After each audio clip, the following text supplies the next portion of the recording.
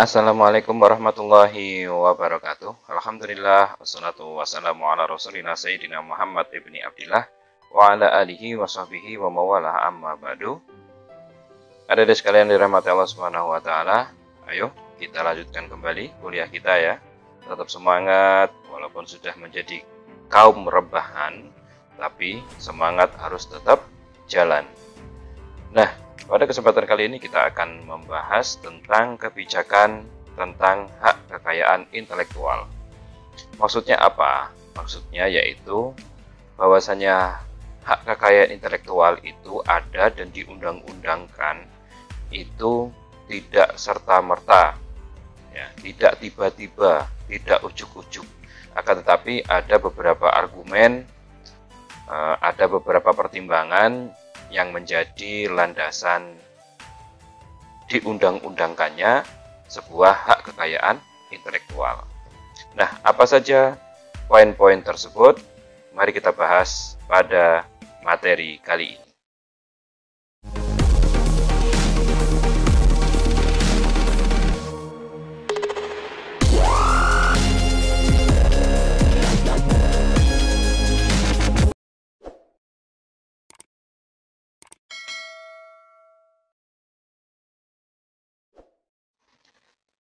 Nah, yang pertama kita akan membahas tentang pembenaran terhadap perlindungan HKI atau hak kekayaan intelektual.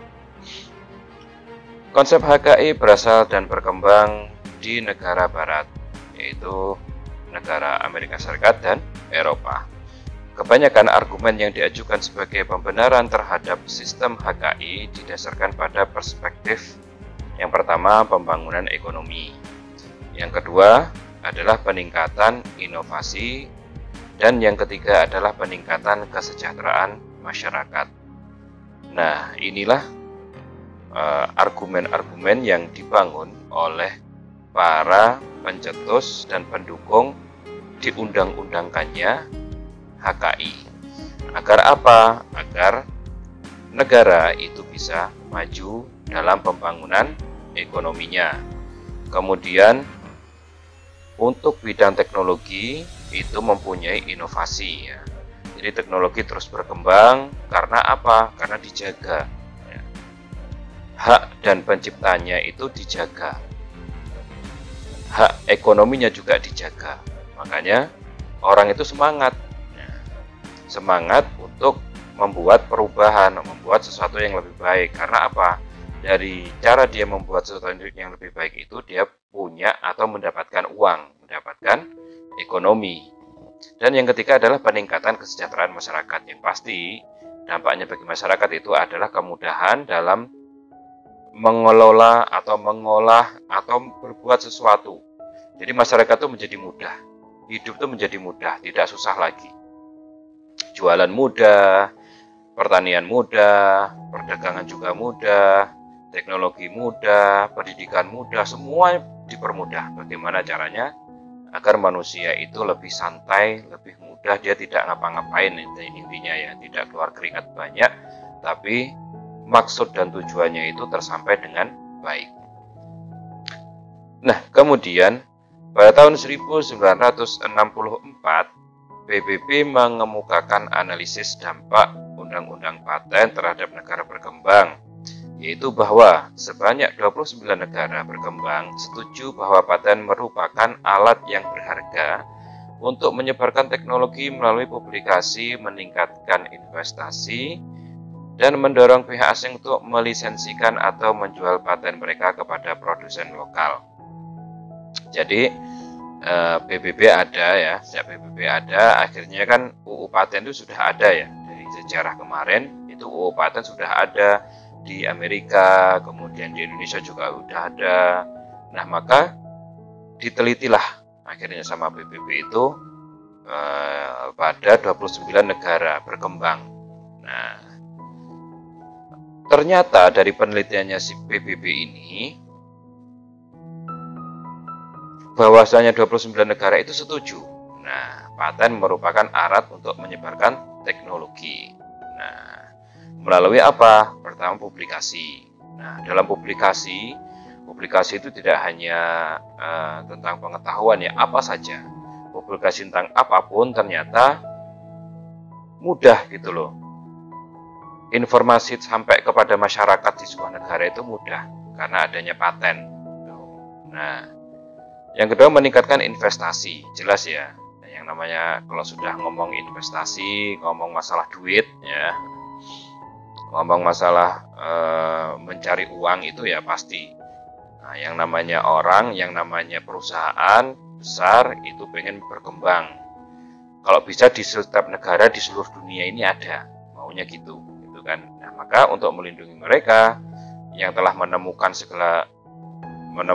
teknologi baru, nah, maka hal tersebut mereka yakin gitu loh. Ini orang mau invest di sini yakin bahwasanya ini punya saya dilindungi di negara ini, punya saya di negara ini juga dilindungi. Kenapa? Ini balik lagi ya istilahnya kepada uang gitu loh ya. Ya pasti, misalkan contoh traktor untuk membajak sawah ya. Misalkan di Indonesia ini belum mampu bikin traktor, atau mampu hanya bikin rodanya, nggak mampu bikin mesinnya, komponen-komponen itu nggak bisa nyetak di Indonesia, itu belum bisa, misalkan begitu. Otomatis kan impor dari luar.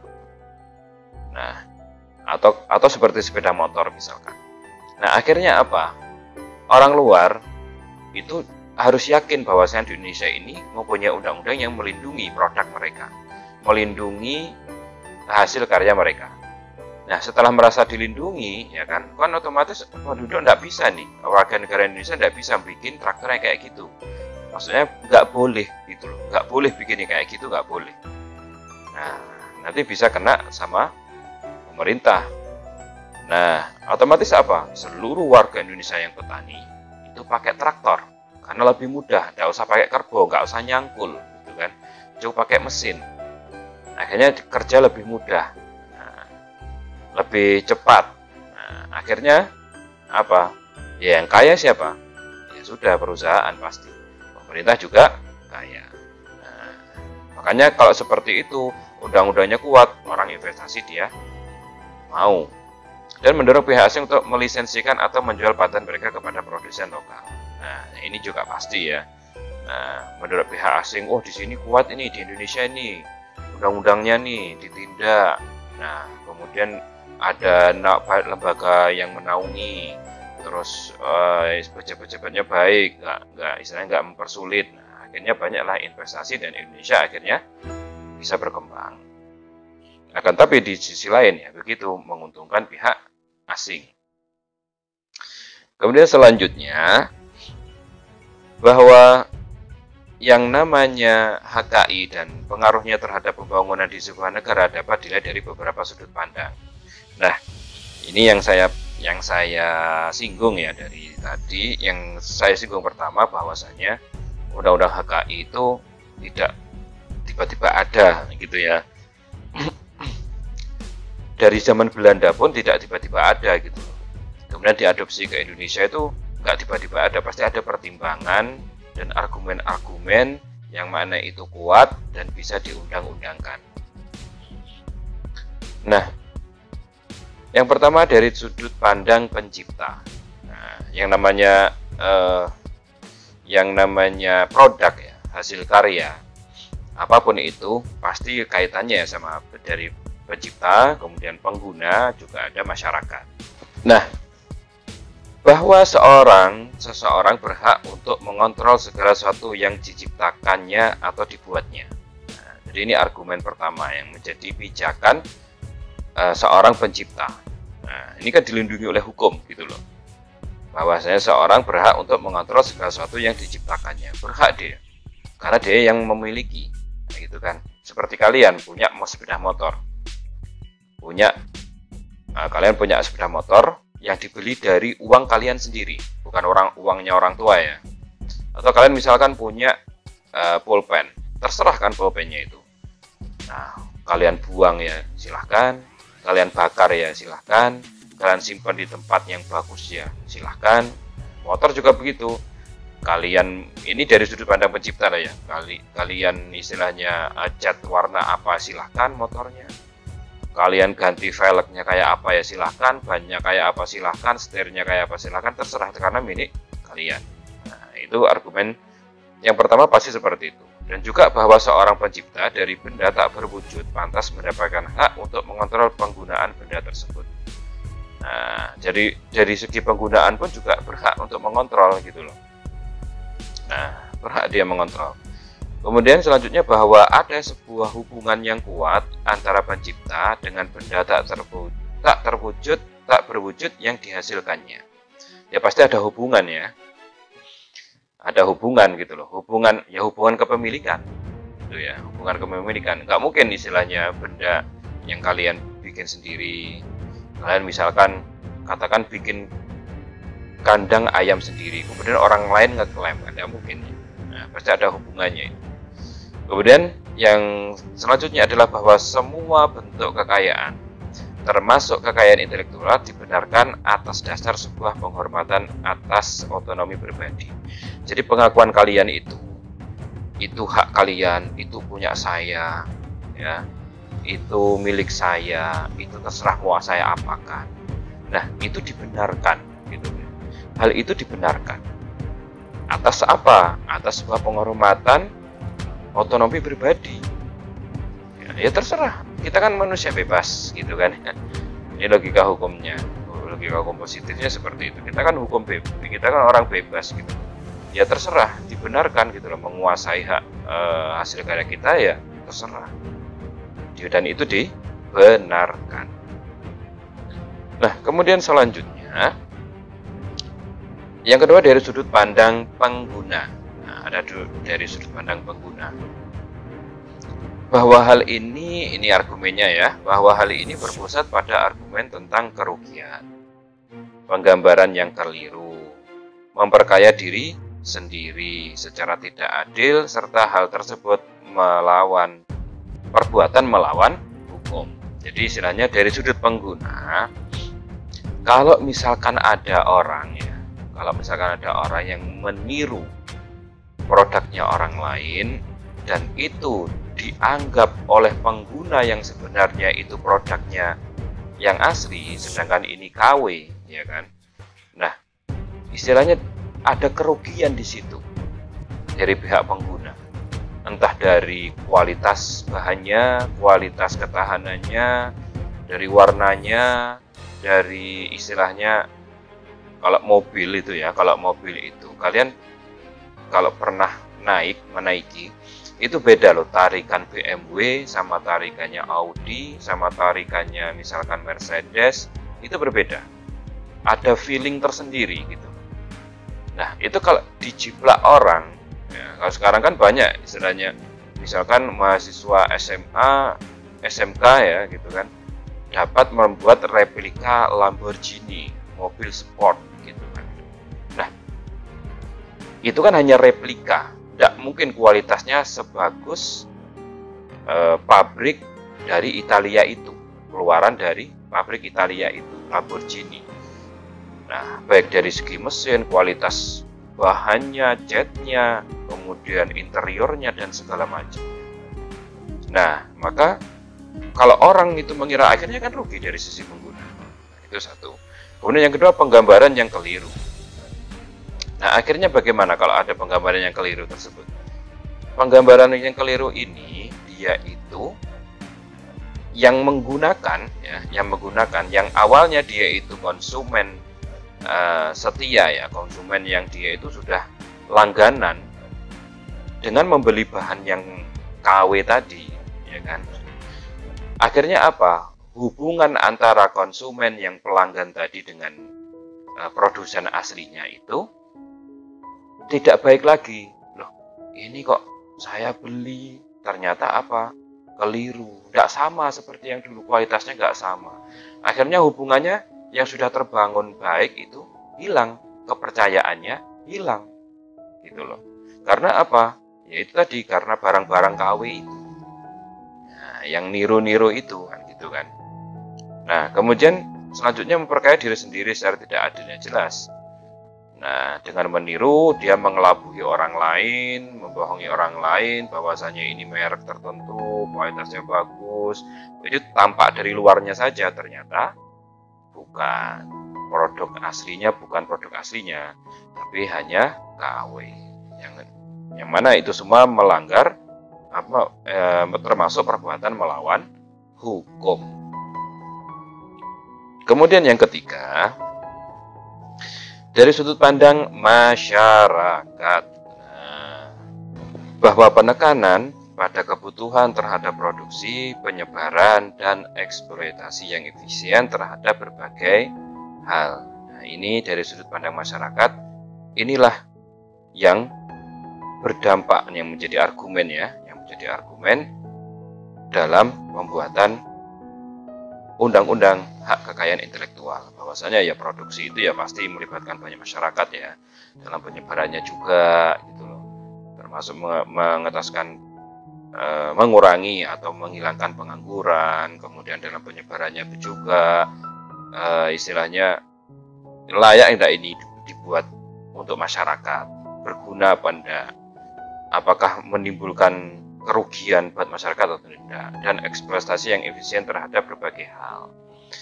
Nah, maka sasaran atau target dari keuntungan yang dicapai oleh HKI adalah masyarakat secara keseluruhan melalui permintaan terhadap produksi dan benda-benda tak berwujud lainnya sebanyak mungkin. Nah, jadi ini istilahnya dalam sudut pandang ekonomi ya.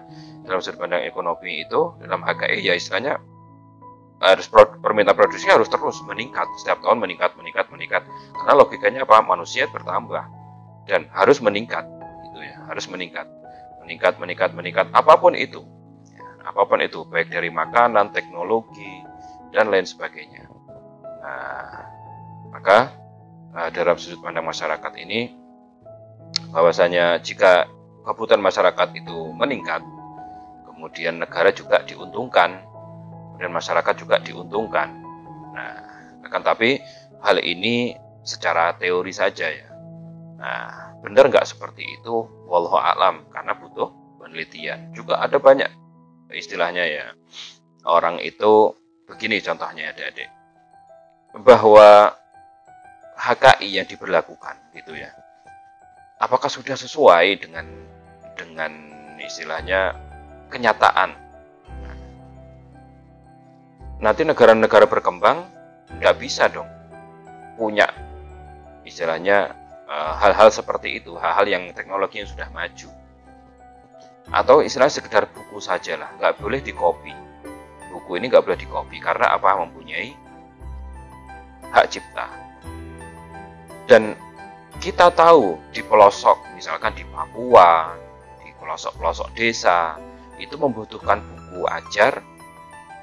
Dan mereka itu butuh untuk pembelajaran. Nah, kita mau beli mahal, mereka mau beli mahal, karena ada hak ciptanya. Nah, nggak boleh ngopi. Nah, gimana ini solusinya seperti ini? Karena yang paling gampang kalian misalkan VCD ya, VCD itu kan. Kalau yang ori gitu kan, yang ori ini itu harganya misalkan 100.000. Lagu apalah, band apa gitu kan. Tapi kalau beli bajakan itu harganya cuma misalkan 10.000, nah, atau mungkin 20.000. Padahalnya lagunya sama, didengarnya ya sama gitu kan. Nah, ini menjadi polemik karena apa? Ya ngapain kita, ini logikanya masyarakat awam ya, logika masyarakat kan ngapain beli yang mahal-mahal kan kalau cuma VCD aja kan gitu. Nah, juga sama-sama bisa dengarnya. Nah, kemudian selanjutnya HKI dan WTO. Perdagangan internasional WTO atau World Trade Organization telah berdiri tahun 1994 di Uruguay dan resmi beroperasi 1 Januari 1995. Salah satu hal utama dalam WTO itu adalah perjanjian TRIPS atau aspek-aspek dagang yang terkait dengan hak kekayaan intelektual. Jadi begini adik-adik, PBB ya, PBB itu mempunyai istilahnya, PBB itu kan organisasi yang menaungi perserikatan bangsa-bangsa ya, menaungi semua negara-negara yang ada di dunia ini. Nah, dari segala bidang, gitu kan, secara umum seperti itu. Akan tetapi negara-negara itu juga bebas bikin organisasi sendiri gitu. Bahkan Indonesia, ASEAN bikin organisasi sendiri, kemudian Afrika bikin organisasi sendiri, gitu kan, Eropa bikin NATO, gitu kan, misalkan. Nah, itu bebas-bebas saja. Nah, WTO ini dia itu persatuan perdagangan negara-negara, gitu ya. Dibilang di bawah PBB, ya enggak juga. Nah, gitu. Dia istilahnya organisasi berdiri sendiri, gitu. Nah, negara-negara kumpul yang punya visi misi sama, kumpul tentang perdagangan, yaitu di WTO ini. Sebelumnya juga ada tentang HKI itu di bawah naungan PBB, namanya WIPO. Nah, itu di bawah PBB, gitu loh. Tapi ya istilahnya jalan apa enggak tahu kita. Nah, kalau WTO ini digagas oleh Amerika.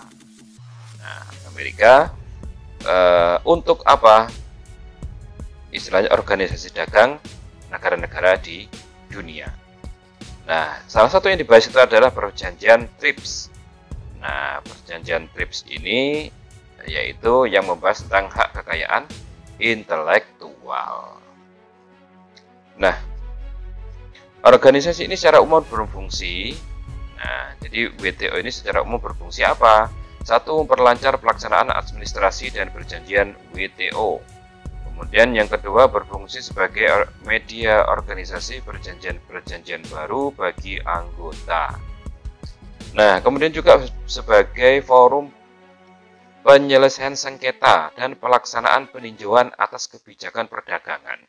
Nah, kemudian media kerjasama dengan organisasi lain dan untuk memberikan bantuan teknis kepada negara-negara berkembang.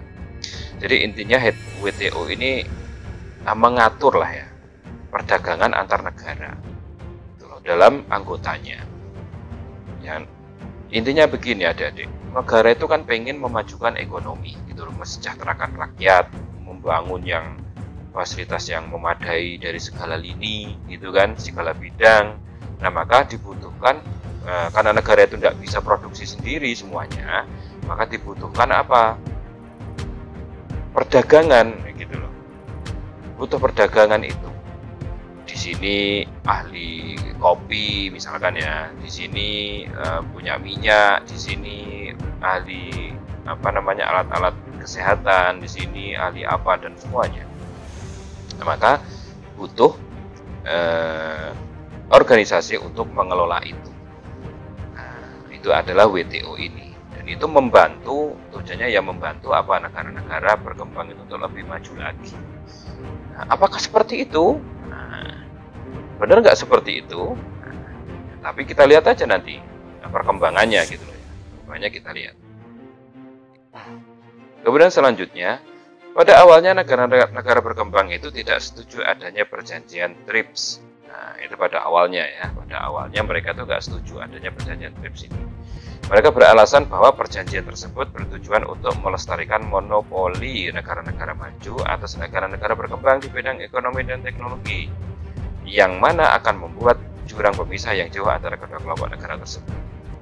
Nah, jadi TRIPS ini kan istilahnya dia itu benar-benar menjaga ya, produk-produk itu nggak bisa istilahnya apa ya, diduplikat gitu, nggak bisa. Nah, diduplikat nggak bisa, benar-benar dijaga gitu. Nah, maka akhirnya apa? Ya, negara-negara maju untung terus gitu loh. Kita sebagai konsumen saja, negara berkembang sebagai konsumen. Kita nggak bisa menciptakan. Akhirnya kan kita ketergantungan gitu. Yang negara maju semakin maju, yang negara yang berkembang ya sudah stagnan saja. Politiknya diganggu, kalau ada ini politiknya diganggu lagi, digoncang lagi. Belum lobby-lobby yang lain sebagainya dengan para pemimpin. Nah, itulah ya, namanya juga sudah kita hidup di zaman seperti ini, tentang negara ya harus gitu. Nah, gitu ya. Nah, maka bagaimana jika seperti ini kan istilahnya akhirnya kita nggak bisa berkembang gitu loh. Nah, dengan adanya monopoli seperti ini nggak bisa berkembang kita. Semuanya sudah dikuasai dan dimiliki oleh satu pihak, gitu kan. Nah, akan tetapi pemerintah Amerika Serikat dan masyarakat Eropa akhirnya berhasil meyakinkan negara-negara berkembang. Jadi istilahnya tidak setuju dengan TRIPS, lobby-lobby lah akhirnya, gitu ya. Lobby-lobby deal-dealan. Lobby-lobby itu istilahnya ya saling menguntungkan saja lah. Nah, ini namanya politik seperti itu. Nah, benar kalau dalam politik itu ya nggak ada yang namanya musuh selamanya, nggak ada. Nggak ada juga yang namanya teman selamanya, itu nggak ada. Dalam politik begitu, bisa saja teman besok jadi lawan, yang lawan besok jadi teman. Nah, pada akhirnya perjanjian tersebut dianggap sebagai sebuah perjanjian yang kontroversi. Nah, karena apa? Karena awalnya nggak setuju, kok akhirnya setuju, ini ada apa? Gitu kan, kontroversi lah akhirnya. Mayoritas negara-negara berkembang akhirnya bersedia menandatangani perjanjian tersebut dan tunduk dengan standar internasional yang sudah ditetapkannya. Nah, inilah istilahnya ya mungkin menggunakan power lah ya, power sebagai negara kuat, negara maju. Nah, kita ditekan, gitu kan. Nah, apakah benar seperti itu? Nah, itu butuh pengkajian lagi. Nah, gitu ya, butuh pengkajian lagi, terutama di bidang HKI ini. Selanjutnya, HKI dan pembangunan ekonomi. Nah, perlindungan HKI mempunyai hubungan yang sangat erat dengan peningkatan pertumbuhan ekonomi domestik sebuah negara, seperti di Amerika, Korea Selatan, dan Jepang. Mereka mendapatkan sumbangan dari perlindungan HKI itu miliaran dolar setiap tahunnya, terutama di bidang farmasi. Jadi istilahnya adik-adik sekalian, HKI itu diundang-undangkan ternyata juga mempunyai nilai ekonomi yang sangat besar bagi sebuah negara, gitu ya. Nilai yang sangat besar bagi sebuah negara, itu jumlahnya bisa miliaran dolar.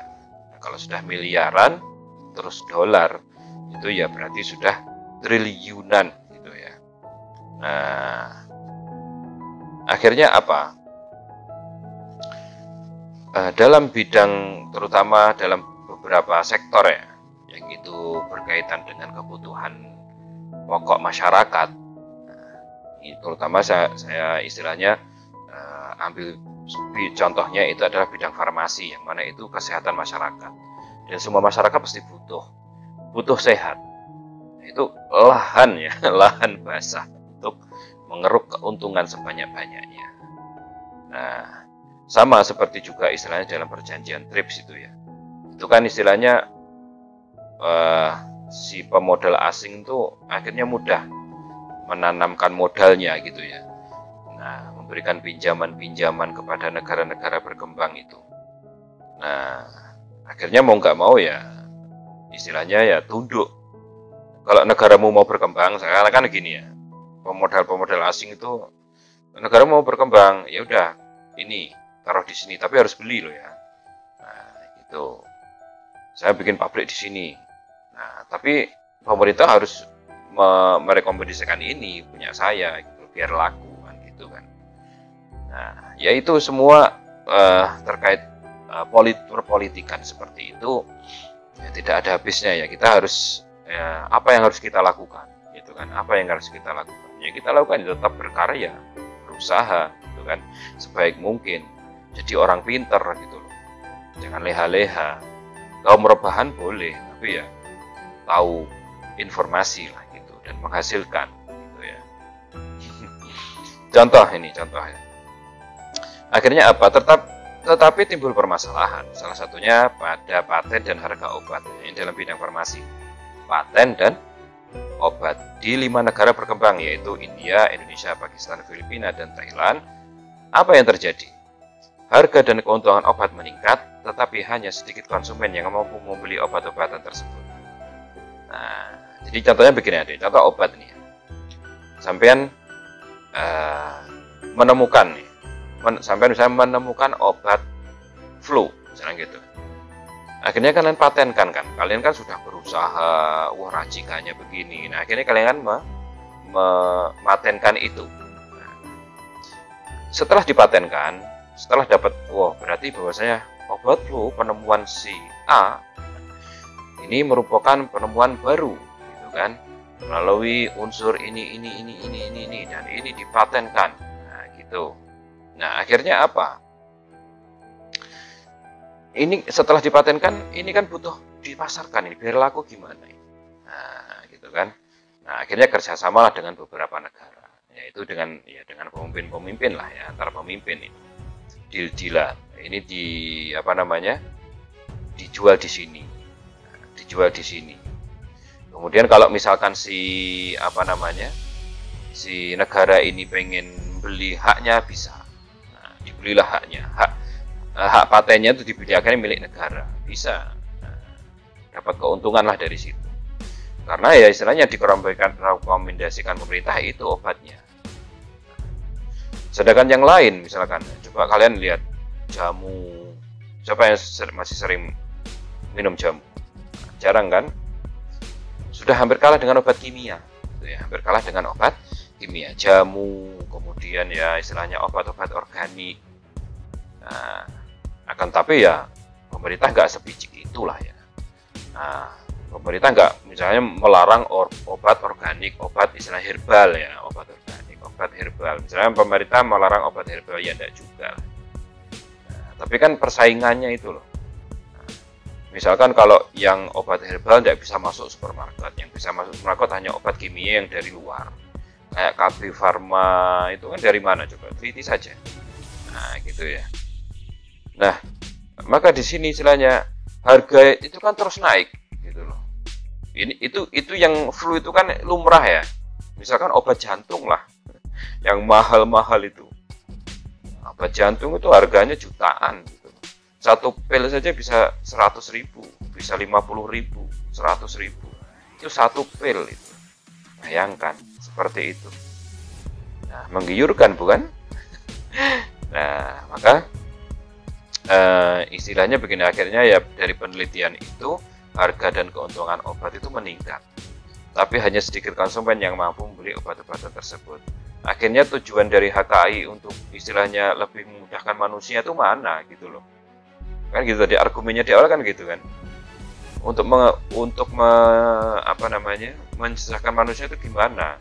Ini bukan mensejahterakan lagi sudah, ini malah mencekik kan gitu kan. Nah, harganya dinaikkan, terus mau nggak mau konsumen harus beli yang itu karena adanya cuma itu, nggak ada alternatif lain. Makanya juga yang pengobatan alternatif juga begitu, nggak ada pertanggungjawabannya. Kalau yang ini mahal ada pertanggungjawabannya. Kalau yang alternatif ya seikhlasnya tapi nggak ada pertanggungjawabannya, ya susah kan. Nah kan tapi inilah hidup di dunia, gitu ya. Hidup di dunia itu begini. Maka kita harus punya prinsip, kita harus berusaha sebaik mungkin. Nah, jangan mempunyai jiwa karyawan, istilahnya kayak begitu ya. Jangan punya jiwa karyawan, tapi apa? Kalian harus memiliki jiwa bos. Nah, adik-adik sekalian, inilah dapat saya sampaikan pada kesempatan kali ini. Jadi, kesimpulan dari apa yang saya sampaikan sekarang ini adalah yang pertama, bahwasanya argumen dalam pembentukan undang-undang HKI itu kuat gitu ya. Akan tetapi ternyata setelah diundang-undangkan dan diberlakukan, apakah ini hanya konspirasi, kemudian hanya untuk kepentingan negara-negara maju saja, sedangkan kita negara berkembang itu hanya konsumen, kemudian kita dibodohin, akhirnya kita ketergantungan, akhirnya seakan-akan kita dijajah secara ekonomi atau bagaimana. Nah, kemudian juga istilahnya kita itu sekarang ya, Indonesia itu kan lagi berbenah gitu. Kita ngomongnya konteks Indonesia atau luar lah ya. Kita kan lagi berbenah gitu loh. Kita pengen memajukan ekonomi, kemudian memajukan pendidikan, menghadapi tantangan era globalisasi yang seperti ini bagaimana. Nah, itu kita harus istilahnya jadi orang itu pertama ya up to date, jangan menyia-nyiakan waktu. Nah, apapun kita menjadi apapun lah orangnya ya. Nah, tetap kita sebagai bangsa Indonesia itu bangga ya. Tidak usah minder dengan negara-negara maju. Mereka hanya maju teknologi saja. Mereka hanya maju dalam hal dunia saja. Nah, gitu ya, dalam hal dunia saja. Dan kalau lihat di negara-negara maju itu manusia seperti robot, gitu ya, seperti robot. Nah, di setting itu nggak bisa kalian jam 8 ngopi santai gitu kan. Udat-udut santai, nggak bisa nonton YouTube nyantai, nggak bisa. Nah, jarang mereka bisa seperti itu. Nah, maka dari hal ini ada sisi positif dalam Undang-Undang HKI, yaitu menjaga, melestarikan, kemudian menyebarkan sesuatu ciptaan itu di masyarakat luas, menyebarkan iya, menjaga yang butuh, yang menciptakannya itu juga ada. Nah, tapi di sisi lain juga rawan dimanfaatkan, nah gitu ya, dimanfaatkan untuk mengeruk keuntungan-keuntungan, memperdaya dan memonopoli ekonomi sebuah negara atau sebuah komunitas. Nah, hal ini juga mempunyai dampak tersendiri, dampak yang lain. Nah, maka bagaimana kita menyikapi hal seperti ini? Ya tetap kita ikut dengan aturan dari HKI, kita lihat undang-undangnya. Nah, gitu ya. Kita harus melihat undang-undangnya. Nah, yang dibuat oleh Indonesia itu pemerintah itu bagaimana undang-undang? Apakah monopoli ekonomi atau memang benar-benar dia melindungi pencipta dan memberi kemudahan, memberi pelayanan kepada masyarakat dengan baik. Nah, walau alam bisawab. Assalamualaikum warahmatullahi wabarakatuh.